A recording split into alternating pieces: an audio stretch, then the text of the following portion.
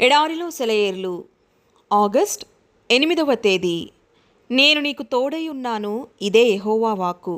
ఇర్మియా గ్రంథము 1వ అధ్యాయము 8వ వచనం. నీకును తోడైయుందును, నిన్ను విడువను, నిన్ను ఎడబాయను. యెహోషువ గ్రంథం 1వ అధ్యాయము 5 నుండి 6 వచనాలు. నా హృదయమా, వచ్చి మౌనముగా ఉండు, ఈ దినానికి నిరీక్షణ కలిగి ఉండు. మేఘాలు చుట్టుముట్టవచ్చు, కానీ ప్రభువు వాటిని చెదరగొట్టగలడు. దేవుడు నన్ను ఓడిపోనివ్వడు కనుక నా విశ్వాసం కూడా ఓడిపోదు. ఆయన నన్ను విడువడు కనుక నేను కూడా ఆయన్ని విడువను. ఓ నెమ్మదినిచ్చే విశ్వాసమా, నీకు వందనం. శ్రమకు ముందు అవసరమైన కృపను దేవుడు అనుగ్రహించడు. మనం నదికి చేరుకోగానే ఆయన వంతెనను నిర్మిస్తాడు. మనం చుట్టూ ఉన్నవాళ్ళు సహిస్తున్న శ్రమలను చూసి మనం కూడా ఆ కష్టాల్లో మునిగిపోతామేమోనని తరచుగా భయపడుతూ ఉంటాం.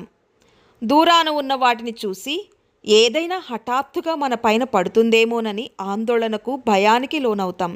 కానీ మనం ఇంకా క్లిష్ట పరిస్థితిని చేరుకోలేదు.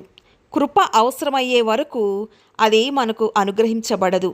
యేసు మన నిరాశతో కూడా వస్తాడు. పేతురు చెరసాలలో ఉండగా తనని బంధించిన సంకెళ్ళు తెగిపోయాయి. తనకు సహాయం చేయడానికి వచ్చిన దేవదూతను అతను అనుసరించాడు. వాళ్ళు చెరసాలలో నుండి బయటికి వచ్చి పట్టణానికి పోవుటకు దాటడానికి అసాధ్యమైన ఇనుప గవని దగ్గరకు వచ్చారు.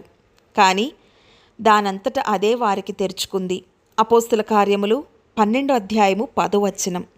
సాధ్యమైనవన్నీ మీరు చేయగలిగితే అసాధ్యమైన వాటిని దేవుడు చేస్తాడు. పేతురు తన కొరకు తాను చేసుకోగలిగింది చేయకపోతే ఆ రాత్రి దేవుడు పేతురు కోసం ఏం చేయలేకపోయేవాడు. ఇనుప గేటుకు తాళం వేయబడి అడ్డంగా నిలబడి మీ ముఖంలోకి చూస్తూ ఉంటే దేవుడు మిమ్మల్ని ఏమి చేయమని కోరితే అది మీకోసం మీరు చేయండి. మిగిలినది ఆయన చేస్తాడని నమ్మడం అనేది దేవుని పిలుపు.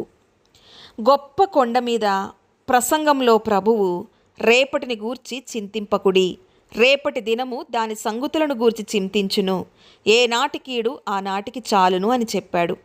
మనం చింతిస్తూ ఉంటే మనం నమ్మడం లేదని అర్థం. అయినా ఆందోళన చెందడం మనకు అలవాటు. బిషప్ క్వేల్ తన గురించి హాస్యాన్ని కలిగి ఉన్నాడు.